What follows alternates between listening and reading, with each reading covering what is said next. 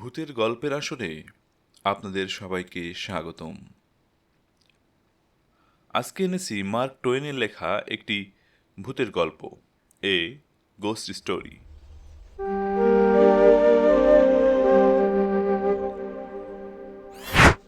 গল্প শুরু করছি। ব্রডওয়ে থেকে বেশ খানিকটা দূরে একটা পুরনো বাড়ির একটা বেশ বড় সড়ো ঘর আমি ভাড়া নিয়েছিলাম।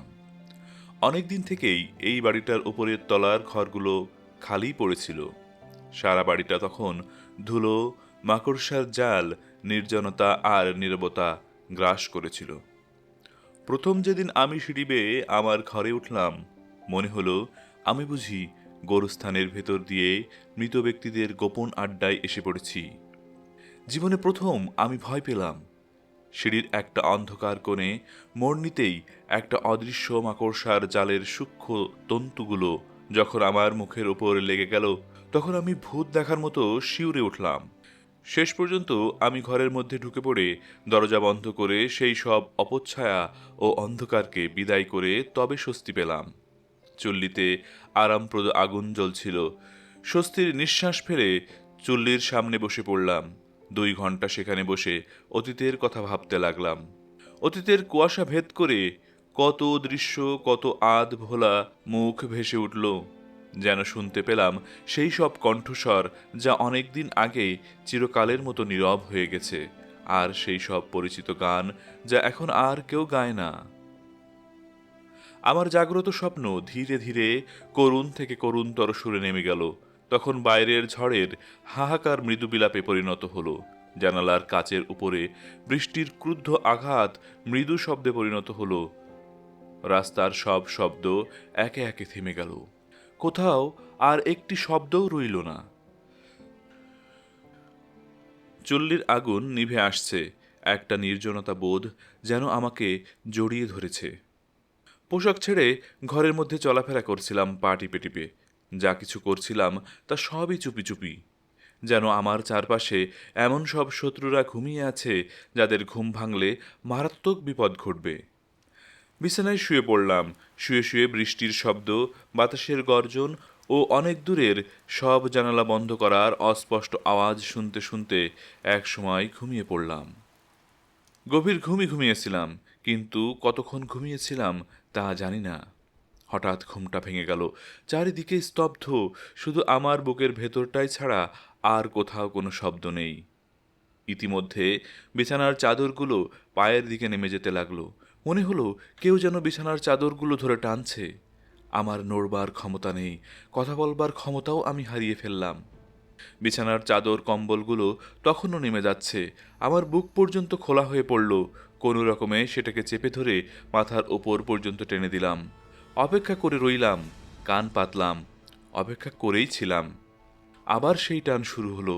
জড়বৎ হয়ে পড়ে রইলাম। আবার আমার বুক পর্যন্ত খোলা হয়ে পড়ল। শেষ পর্যন্ত সমস্ত শক্তি সঞ্চয় করে কম্বলটাকে যথাস্থানে টেনে এনে শক্ত হাতে চেপে ধরে রইলাম। অপেক্ষা করতে লাগলাম। আবার একটা আলতো টান অনুভব করলাম। সঙ্গে সঙ্গে মুঠোটাও শক্ত করলাম। আলতো টান ক্রমে জোরদার হতে লাগলো। ক্রমশ আরও আরও জোরদার হলো টান। আমার হাত থেকে ফসকে গিয়ে এই নিয়ে তৃতীয়বার কম্বলটা পড়ে গেল। বিছানার পায়ের দিক থেকে জবাবে আর একটা আর্তনাদ উঠল। আমার কপালে বিন্দু বিন্দু ঘাম জমতে লাগলো। তারপর ঘরের মধ্যে ভারী পায়ের শব্দ শুনতে পেলাম। মনে হলো একটা হাতির পা, মানুষের পায়ের মতো তো আদৌ নয়। শব্দটা ক্রমশ আমার কাছ থেকে দূরে সরে যাচ্ছিল। স্পষ্ট শুনতে পেলাম শব্দটা দরজার কাছে গেল। হুড়কো বা তালা না খুলেই বেরিয়ে গেল। দালান ও কড়িকাঠ নাড়তে নাড়তে দালান পার হয়ে গেল। আবার সেই নিশ্ছিদ্র স্তব্ধতা। নিজেকে নিজে শান্ত করার পর আপন মনেই বললাম, এটা একটা স্বপ্ন। একটা বীভৎস স্বপ্ন ছাড়া আর কি হতে পারে। হ্যাঁ, এইসব ভাবতে ভাবতে এক সময় আমার স্থির বিশ্বাস হলো যে সত্যিই একটা স্বপ্ন ছিল। মনের ভয় আর জড়তা ক্রমে কেটে গেল। আমি আবার প্রফুল্ল হয়ে উঠলাম। আলো জ্বালালাম। হুড়কো ও তালা যেমন ছিল তেমনই রইল। মনে মনে বেশ স্বস্তি অনুভব করছিলাম। পাইপ ধরালাম। তারপর চুল্লির সামনে বসবার উপক্রম করতেই আমার কাপা আঙুলের ফাঁক দিয়ে পাইপটা নিচে পড়ে গেল। আঁতকে উঠতেই আমার শান্ত শ্বাস প্রশ্বাস থেমে গেল। অগ্নিকুণ্ডের পাশে ছাইয়ের ওপর আমার পায়ের ছাপের পাশাপাশি আরেকটা পায়ের ছাপ। ছাপটা এত বড় যে তার তুলনায় আমার পায়ের ছাপটা খুবই ছোট।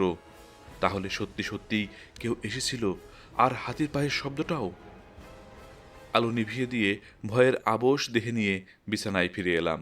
বহুক্ষণ ধরে অন্ধকারের দিকে তাকিয়ে কান পেতে রইলাম।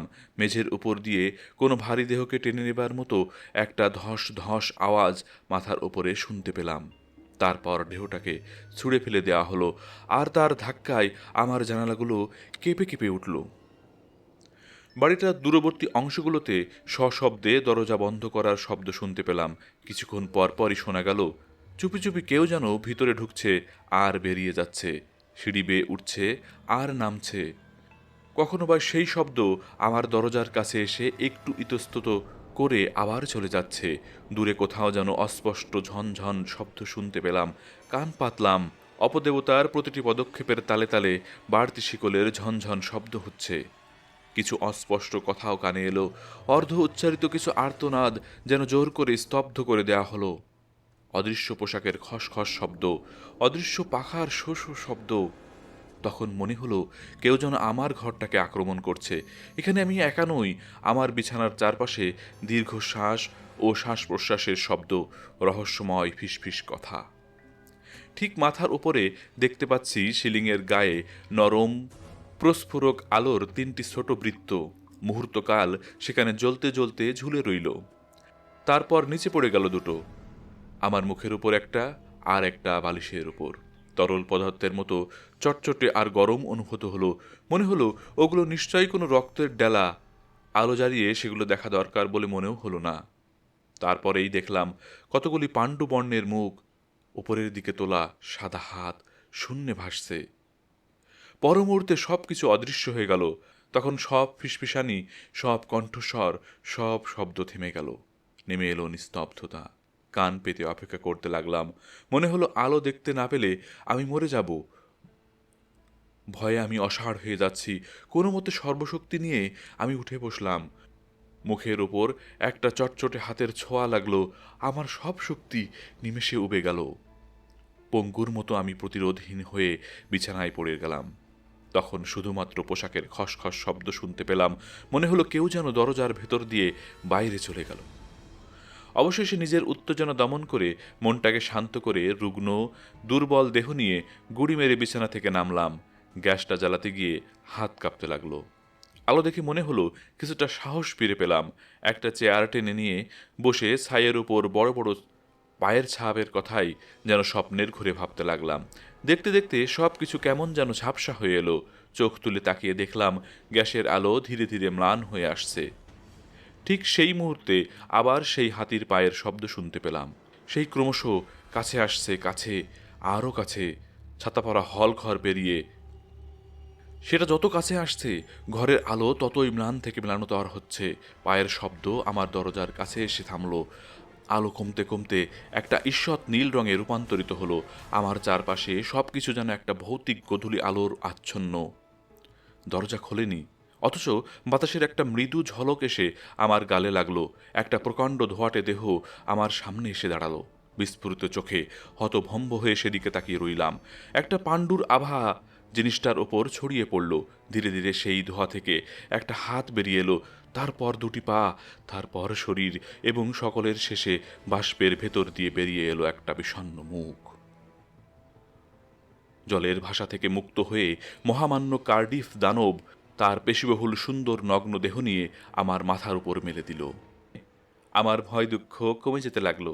এই সদাই মুখ কারো কোনো ক্ষতি করতে পারবে না। আমার মনে খুশির ভাব ফিরে এলো। আর তার সঙ্গে মিল রেখেই বুঝি গ্যাসের আলোটা আবার উজ্জ্বল দীপ্তিতে জ্বলে উঠল। এই দানব বন্ধুটিকে অভ্যর্থনা জানাতে পেরে আমি যত খুশি হলাম, কোনো নির্জন সমাজ, পরিত্যক্ত মানুষই মানুষের সঙ্গ লাভ করে ততটা খুশি হয় না। আরে, এসবের তাহলে তুমি কি জানো 2-3 ঘন্টা ধরে আমি ভয়ে মরতে বসেছিলাম? তোমাকে দেখে সত্যিই খুব ভালো লাগছে। আহা, এমন একটা চেয়ার যদি থাকতো এখানে, ওটার মধ্যে বসতে চেষ্টা করো না। কিন্তু আমি বাধা দেবার আগেই সে ওটার মধ্যে ঢুকতেই ওটা সবেগে নিচে নেমে গেল। জীবনে কখনো একটা চেয়ারকে এভাবে খান খান হয়ে ভেঙে যেতে দেখিনি আমি। থামো থামো, তুমি তো সব কিছু ধ্বংস করছো। আবার অনেক দেরি, আবার একটা শব্দ, আর সঙ্গে সঙ্গে আর একটা চেয়ার ভেঙে খান খান। কি আশ্চর্য! তোমার কি বুদ্ধিশুদ্ধি কিচ্ছু নেই? তুমি কি এখানকার সব আসবাব ভেঙে ফেলতে চাও? এখানে ওরে অকাট মুখ্যু! কিন্তু সবই বৃথা। আমি ধরে ফেলবার আগেই সে বিছানার উপরে বসে পড়ল, আর সঙ্গে সঙ্গে সেটা একটা শোচনীয় ধ্বংসস্তূপে পরিণত হলো। আচ্ছা, এটা কি রকম ব্যবহার তোমার? প্রথমে তো ঘরময় ঘুরতে ঘুরতে একগাদা ভবঘুরে ভূতকে সঙ্গে নিয়ে আমাকে ভয়ে আধমরা করে ফেললে। তারপরে এমন অশালীন পোশাক পরে এলে যা একমাত্র সম্ভ্রান্ত রঙ্গমঞ্চ ছাড়া অন্য কোনো সমাজেই বরদাস্ত করতো না। এমনকি ওই নগ্ন বেশ যদি তোমার জাতির হতো, তাহলে সেটাও তারা বরদাস্ত করতো না। তবু যা হোক করে আমি যেই না সেটাকে মেনে নিলাম, অমনি তুমি তার প্রতিদানে বসবার মতো যে আসবাব পাচ্ছ সেটাকেই ভেঙে চুরমার করে ফেলছো। কেন এরকম করছো? যেমন নিজের ক্ষতি করছো, তেমনি আমারও ক্ষতি করছো। তোমার শিরদাঁড়ার শেষ প্রান্তটা ভেঙেছ। জঙ্ঘস্থিটা ভেঙে টুকরো টুকরো হয়ে এমনভাবে ঘরময় ছড়িয়ে পড়েছে যে একটা শ্বেতপাথরের উঠানের মতো দেখাচ্ছে। এর জন্য তোমার যে লজ্জিত হওয়া উচিত সেটা বোঝবার মতো বয়স নিশ্চয়ই তোমার হয়েছে। আচ্ছা, আর কোনো আসবাব ভাঙবো না, কিন্তু আমি কী বা করব? একটা শতাব্দী ধরে একটু বসবার ফুসরত পেলাম না। তার চোখে পানি এসে গেল। আমি বললাম, আহারে বাছা, তোমার প্রতি এতটা কঠোর হওয়া আমার উচিত হয়নি। হাজার হোক তোমার মা বাপ নেই, তবে এখানে মেঝেতে বসো, আর কোনো কিছুই তোমার ভর সইবে না। আর তাছাড়া মাথার উপরে ওখানে বসে থাকলে তো তোমার সঙ্গে আমরা মিশতে পারবো না। তাই আমার ইচ্ছা তুমি এখানে নিচে বসো, তাহলে ওই উঁচু টুলটার উপরে উঠে আমি তোমার মুখোমুখি বসে গল্প করতে পারবো। সে মেঝেতে বসে পড়ল, আমার দেয়া চুরুট ধরিয়ে আমার লাল কম্বলটা গায়ে জড়িয়ে নিল এবং আমার স্নানের গামলাটাকে উল্টো করে শিরনাস্তের মতো মাথার উপরে চাপিয়ে নিজেকে একটা দেখবার মতো আরামদায়ক জীব করে তুলল। তারপর হাঁটু দুটো ভেঙে তার মৌচাকের মতো গর্তওয়ালা অদ্ভুত পায়ের পাতা দুটোকে নরম করবার জন্য আগুনের দিকে মেলে ধরল। তোমার পায়ের পাতা ও পায়ের পিছনের দিকের ওরকম গর্ত আর কাটা কাটা কেন? ও তো নারকীয় ঠান্ডায় ফাটা নিউয়েলের গোলাবাড়িতে বিশ্রাম করতে গিয়ে মাথার পেছনের দিকটা পর্যন্ত সবটা শরীর ওইভাবে ফেটে গেছে। তবু জায়গাটা আমার খুব পছন্দ। লোকে যেমন নিজের পুরনো বাড়ি ভালোবাসে, আমিও তেমনি ওই জায়গাটাকে ভালোবাসি। সেখান থেকে যে শান্তি পাই, তেমন শান্তি আর কোথাও নেই। প্রায় ঘণ্টাখানিক এইভাবে গল্প করার পর আমার মনে হলো তাকে খুব ক্লান্ত দেখাচ্ছে। সেও এই কথা বলল। ক্লান্ত?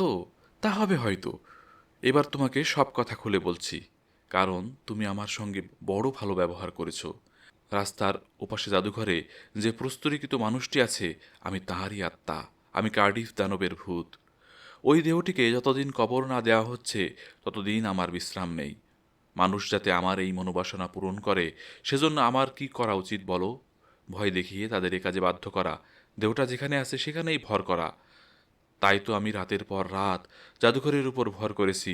অন্য সব ভূতদের সাহায্য আমি পেয়েছি, কিন্তু তাতে কোনো কাজ হয়নি, কারণ মাঝরাতে কেউ জাদুঘরে আসে না। তখন মনে হলো পথের মাঝখানে এসে এই জায়গাটাতে একটু ভর করলে মন্দ হয় না।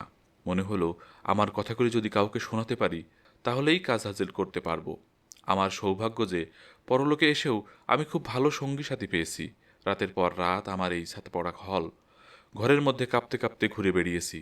পায়ের শেকল টেনে টেনে চলেছি, আর্তনাদ করেছি, ফিসফিস করে কথা বলেছি, সিঁড়ি দিয়ে উঠেছি আর নেমেছি, আর তাতেই বড় ক্লান্ত হয়ে পড়েছি। কিন্তু আজ রাতে আমি যখন তোমার ঘরে আলো দেখতে পেলাম, তখন নতুন উদ্যম নিয়ে নবীন উৎসাহে কাজ শুরু করে দিলাম। কিন্তু এখন বড় ক্লান্ত, শুধু তোমার কাছে মিনতি করছি, আমাকে নিরাশ করো না, একটু অন্তত আশা দাও। উত্তেজনায় আমার আসন থেকে ছিটকে পড়ে আমি চিৎকার করে বললাম, এ যে সাংঘাতিক রকমের বাড়াবাড়ি! এরকম তো কখনো ঘটেনি। আরে ভুল সর্বস্ব বুড়ো জীবাশ্ম, তোমার সব পরিশ্রম যে পানিতে গেছে। তুমি তো ভর করেছ তোমার একটা প্লাস্টিকের মূর্তির উপর। আসল কার্ডিফ দানব তো রয়েছে আলবানিতে। এমন ভুলটা তুমি করলে? তোমার নিজের দেহাবশেষকেও তুমি চেনো না? কারও মুখে এতখানি লজ্জা ও শোচনীয় অপমানের দৃষ্টি আমি আগে কখনো দেখিনি। প্রস্তরীকৃত মানুষটা ধীরে ধীরে উঠে দাঁড়ালো। ঠিক করে বলো তো, এ কথাটা কি সত্যি? আমি যেমন এখানে বসে আছি ঠিক সেই রকমই সত্যি। মুখ থেকে পাইপটা নিয়ে সে ম্যান্টেলের উপর রাখলো, মুহূর্তকাল ইতস্ত করলো। পুরনো অভ্যেস মতো নিজের অজান্তেই নিজের প্যান্টলুনের পকেটের হাত দুটো ঢুকিয়ে দিল এবং শেষ পর্যন্ত বলল, দেখো, এত অদ্ভুত আমার লাগেনি কখনো। প্রস্তরীভূত মানুষ সবাইকে বিক্রি করেছে, কিন্তু এবার দেখছি তার নিজ ফাঁকিবাজি এত দূর নেমে গেছে যে শেষ পর্যন্ত সে নিজের প্রেতাত্মাকেও বিক্রি করে দিয়েছে। দেখো বাবা, আমার মতো একটি অসহায় বন্ধুহীন প্রেতাত্মার জন্য তোমার হৃদয়ে যদি এতটুকু করুণা থাকে, তাহলে আজকের এই ঘটনা কখনো কারো কাছে বলো না। ভাবতো, নিজেকে যদি এভাবে বোকা বানতে হয়, তাহলে তোমার মনের ভাবটা কি হতো। তার রাজসিক পায়ের শব্দ এক ধাপ এক ধাপ করে সিঁড়ি দিয়ে রাস্তার দিকে ধীরে ধীরে মিলিয়ে গেল। বেচারি, সে চলে যাওয়াতে আমার দুঃখ হলো। আর সে যাবার সময় আমার লাল কম্বলটা ও স্নানের গামলাটাও নিয়ে গেছে, সেজন্য আমার দুঃখ হতে লাগলো। এটি ঘটনা। মূল নকল মূর্তি থেকে সুকৌশলে আর একটা নকল মূর্তি তৈরি করে সেটাকেই একমাত্র আসল কার্ডিফ দানব হিসেবে নিউ ইয়র্কে প্রদর্শিত হয়েছিল। আর ঠিক সেই একই সময়ে আলবানির জাদুঘরেও সেই মূর্তি প্রচুর দর্শক টেনেছিল।